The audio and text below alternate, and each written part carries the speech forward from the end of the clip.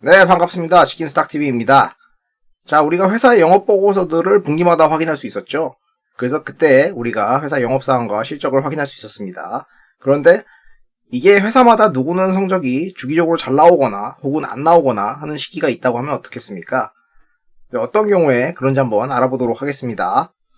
시즈널리티, 계절성이라고 하는데요. 1년이 이제 4계절로 이렇게 흘러가듯이 회사들도 그렇게 흐름을 따르는 회사들이 있습니다. 특정 분기에는 되게 활기차고 특정 경우에는 좀 쉬어가고 이런 건 이제 업종의 특성이 나오는 거죠. 어떤 경우가 그런지 몇몇 회사를 통해서 케이스를 살펴보도록 하겠습니다. 매출 추이인데요. 일단 회사는 라운 시큐어라는 회사인데 시큐어라고 되어 있잖아요. 시큐어 뭔가 보안. 이 회사는 이제 IT 보안 회사거든요. 이런 회사들은 이제 매출을 보면은 여기서부터 이렇게 순서대로 가는데요. 4분기 매출이 대부분입니다. 이제 보안 분야의 특성상 뭐 정부의 뭐 부처나 공공기관이나 은행 이런 데서 도입하는 경우가 많은데 그런 것들은 이제 예산 반영인 집행 일정을 보통 이제 말년에 이런 예산들을 집행을 하게 됩니다. 그래서 IT 소프트웨어 관련 회사들은 이제 4분기 때 이렇게 대부분 한다. 매출이 두드러진다. 이런 특성이 있습니다. 자, 다음 예스24 잘 아는 회사죠? 이 회사는 인터넷에서 도서를 판매하는 회사죠. 우리나라에서 제일 많이 팔리는 책들이 뭔가요? 뭐 어떤 책이 팔릴까요? 책은 대부분 이제 참고서 혹은 뭐 교과서 이런 거였죠. 이런 것들이 언제 많이 팔리겠습니까? 생각해 보세요. 뭐 1분기겠죠, 당연히. 그래서 이게 3월에 있는 1분기 이 시기에 이렇게 반짝 팔린다. 그리고 확 줄어들죠, 바로. 다시 좀 올라오고. 요런 그림. 거의 비슷해요. 자, 이런 특성이 있죠. 다음 비상교육, 비유와 상징이라는 회사죠. 참고서 만들고 뭐 교과서도 만드는데 이 교과서가 요새 메인이거든요. 교과서 만드는 회사니까 교과서는 언제 많이 만들까요? 4분기가 좋습니다. 왜냐면 이제 4분기 때 찍어놔야 내년에 이제 내놓을 거 아니에요, 학기 초에. 그래서 매출이 이때 대부분 나오는 것이죠. 자, 이지웰. 이 회사는 이제 복지 포인트 사업을 하는 회사예요. 회사의 복지 시스템을 구축해주는 이런 회사인데 이런 회사들 복지 포인트를 받으면 우리가 언제 많이 쓰겠어요? 보통 이제 연초에 좀 받자마자 바로 쓰고요. 이렇게 좀 기다리다가 연말에 뭐 한 해 넘어가면은 이제 날아가니까 연말에 또 이렇게 몰아서 쓰죠. 그래서 연초, 연말 이렇게 나오는 특성이 있습니다. 자, 이렇게 회사 몇 개의 매출 추이를 살펴봤는데 회사마다 그들이 속한 사업의 특성이 있기 때문에 특정 분기에 많이 대부분 이렇게 잡히는 경우가 있습니다. 이때 잘 나오는 것들을 이제 이 회사는 매분기 이런 식으로 잘 나오는구나 이렇게 생각하면 곤란하죠. 근데 시장에서는 종종 그렇게 착각을 하시죠. 그래서 주가가 되게 과도하게 반응하는 경우가 있습니다. 자, 위에 방금까지 살펴본 케이스들은 이제 개별 회사들이지만 이런 이제 대표적으로 이제 계절성을 보이는 것은 산업 차원에서 많이 알아두시는 게 좋죠. 몇 개 짚어볼게요. 자, 대표적인 게 이제 중장비 사업, 굴삭기 이런 거겠죠? 중국의 월간 굴삭기 판매량을 이렇게 1월부터 12월까지 뿌려놓은 곳인데 보통 3월 달에 피크를 찍습니다. 이건 뭐 거의 3년 연속 이렇게 찍었죠? 그러면 연초에 중국의 중장비 업체들이 굴삭기를 이렇게 판다. 연초에 이렇게 다 집행이 된다. 그리고 위에는 별거 없다. 뒤에는. 다음 아이폰. 애플의 아이폰 언제 나옵니까? 발표를 보통 이제 9월 달에 하죠. 옛날에는 뭐 6월 달에도 했는데 요새는 다 9월 달이죠. 날짜가 똑같아요. 12일. 이거 뭐 고정이죠. 거의. 갤럭시 어때요? 갤럭시는 이제 3월, 4월 뭐 이때 하죠.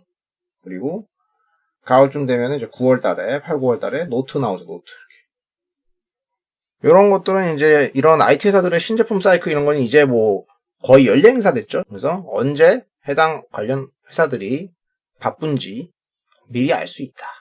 자, 다음은 영업일수에서의 특이성을 짓는 케이스입니다. 영업일수라는 건 이제 우리 일하는 날짜죠. 일하는 날이 언제 줄죠? 뭐 대표적으로 언제 줄겠어요? 여름이죠. 여름에 뭐 합니까? 여름에 이제 휴가 가죠. 휴가철이면은 누가 옆자리 사람이 자리 비우니까 일할 때 뭔가 원활하지 않을 거 아니에요. 소통이나 뭐 공백이 생길 수도 있고 또 마음도 싱숭생숭하고 조업일수가 감소한다. 그 다음에 또 뭐 여름휴가 말고 어떤 시기가 있어요. 모두가 쉬는 시기가 뭐 설날 그리고 이제 다가오는 추석. 올해 추석은 이제 9월 30일부터 이렇게 계속 쉬죠. 이런 이제 휴일들이 주말 끼냐 안 끼냐 이런 것도 하루 차이 영향을 주겠죠. 뭐 대체 휴일 이런 게 적용될 수도 있고, 영업일수 하루 이틀 감소하는 거 매출에 생각보다 영향 많이 줍니다. 이거는 우리나라보다 중국이 훨씬 확실한데, 중국 애들은 진짜 많이 쉬거든요. 중국 애들 춘절, 일단 1, 2월 달에 춘절, 기본 뭐 중국의 설날이죠. 쫙 쉽니다, 이렇게. 그리고 또 노동절이라고 5월 달에 이렇게 일주일 가까이 쉬어주고요. 이번에 주말 꼈네요. 그리고 10월 달에 이제 국경절이라고 또 이렇게 많이 쉬어줍니다. 얘네는 기본 쉬면은 이렇게 5일에서 10일 쉬어요. 땅이 크니까 이제 집에 왔다 갔다 하는 시간 빼주고 뭐 그런 거 이유 때문에. 그래서 사드 이전에는 이런 기간에 중국 애들 쉬면서 한국에도 많이 들어온다. 화장품 업체들 대박이다. 이런 기대감 많이 있었죠. 이게 어떤 이제 이렇게 조업일수가 뭐 휴일로 인해서 변하는 특성들을 감안해서 회사들은 이제 미리 선제적 대응을 하기도 하고요. 미리 대응하는 거죠. 이때는 쉴 때 소비도 같이 늘어나니까. 그러니까 생산을 많이 해놓고 소비를 이제 이렇게 대응하는 거죠. 혹은 뭐 끝나고 나서 나중에 메이크업 하기도 하고 보충하는 거죠. 소비자들의 소비도 이 쉬는 기간에 몰리건 하는 경향이 있고. 근데 이런 거를 이제 감안하지 않고 이제 숫자를 본 사람들이 있으니까 착각을 하죠. 그래서 어떤 특정 분기가 잘 나왔다 그랬는데 사실은 이제 여기 나올 걸 미리 이렇게 당겨놓은 곳이었다. 그래서 뭐 주가가 뭐 여기서 반응하고 여기서 안 나오면 또 빠지고 이런 경우도 있고요. 반대의 경우에 빠졌다 이렇게 올라가는 경우도 있고 그렇습니다. 자, 그럼 마지막 분기 4분기에도 이제 연말의 특수성이 반영되는데요. 4분기는 통상 뭔가 실적이 안 좋았습니다. 그러니까 왜 안 좋을까요? 이게 연말에 털고 가자. 연말인데 안 좋은 거 다 털고 가자. 뭘 털고 가요? 재고자산 중에 이제 가치가 없는 거, 폐기하면 이제 손상차손이라는 게 생기는데 비용이죠. 그리고 뭐 내년에 이런 걸 털어가지고 부담 드리고 싶지 않다 이런 마인드가 있고, 그리고 직원들 막판 성과급 이게 주면은 또 급여 같은 거 올라갈 거 아닙니까? 이런 것들 반영되면서 통상적으로 4분기는 이제 뭐 이익단에서 안 좋다고 알려져 있습니다. 그래서 이제 투자자들이 보통 이때 기대를 안 해요. 그리고 왜 그러냐면 또 다른 이유가 있는데, 영업보고서 타임라인을 생각해보면 4분기 보고서가 이제 3월달에 나오잖아요. 근데 이때는 이미 사람들이 벌써 이렇게 연초의 마인드예요. 연초 기분.